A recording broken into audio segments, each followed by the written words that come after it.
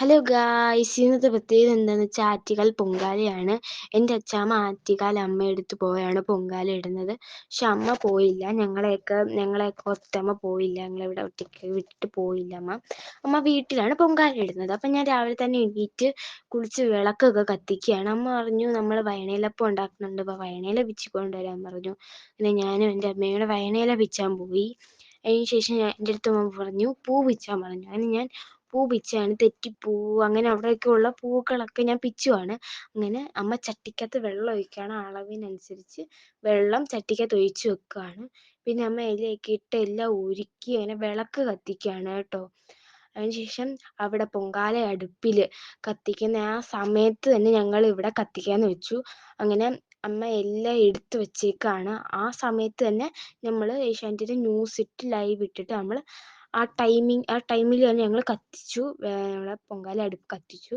ഞാൻ സ്കൂളിൽ പോയില്ല, അമ്മയെ സഹായിക്കാൻ വേണ്ടി ഞാൻ വീട്ടിൽ തന്നെ ഉണ്ടായിരുന്നു കേട്ടോ.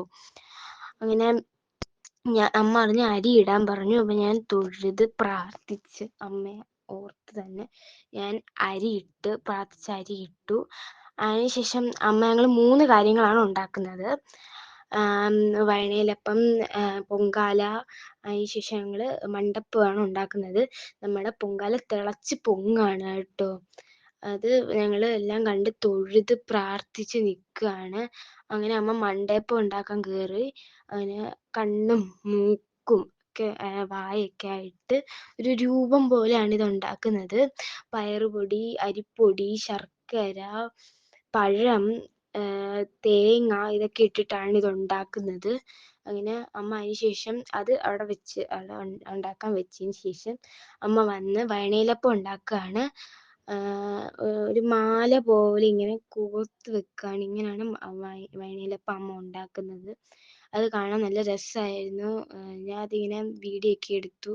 നല്ല ഭംഗിയായിരുന്നു അത് കാണാൻ. ഇങ്ങനെ മാല പോലെ കോർത്ത് ഇങ്ങനെ അമ്മ ഇട്ടു. അതിന് ശേഷം അമ്മ അതും അവിടെ എല്ലാം മണ്ടപ്പം മാറ്റി വെന്തതിന് ശേഷം നമ്മുടെ വയണയിലപ്പവും വെച്ചു. ലൈക്ക് സബ്സ്ക്രൈബും ചെയ്യാൻ മറക്കല്ലേ. വീഡിയോ ഇഷ്ടപ്പെടുവാണെങ്കിൽ ഞങ്ങളൊരു സെൽഫി ഒക്കെ എടുത്തു. പിന്നെ അമ്മയ്ക്ക് നമ്മൾ സമർപ്പിക്കുകയാണ്. എല്ലാം നമ്മൾ അമ്മയ്ക്ക് സമർപ്പിക്കുകയാണ്. അതിന് നമ്മൾ കർപ്പൂരമൊക്കെ ഇട്ട് ഒഴിഞ്ഞു.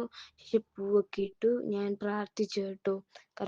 അമ്മ ഒഴിഞ്ഞ കർപ്പൂരം ഞാൻ പ്രാർത്ഥിച്ചു. അതിന് ഞങ്ങളെ സന്തോഷത്തോടെ അമ്മ ഉണ്ടാക്കി ഇതൊക്കെ കഴിച്ചു കേട്ടോ. അപ്പോൾ എല്ലാവരും സബ്സ്ക്രൈബ് ചെയ്യാൻ മറക്കല്ലേ. ബായ്.